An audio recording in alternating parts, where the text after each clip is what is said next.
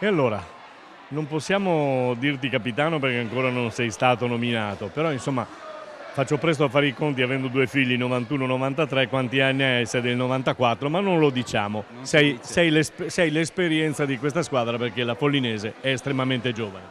Sì, diciamo che mi trovo il più vecchio di 6 anni rispetto al secondo più vecchio, chiamiamolo così, del 2000. Ci sono due del 2000, il resto sono tutti più giovani. Sono fiero di questo, sono qua da 4 anni, avevo già fatto 2 anni a Follina e per me è un onore, si spera, essere il capitano, è un orgoglio.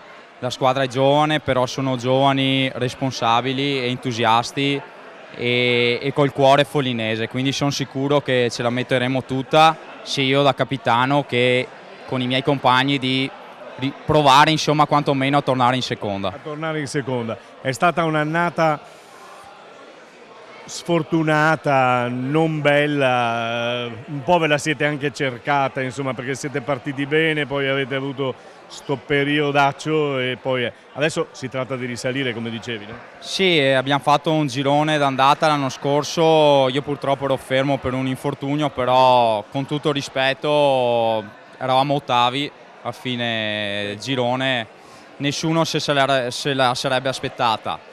È andata così, pazienza, giriamo pagina, siamo pronti a riscattarci e ce la faremo, sono convinto.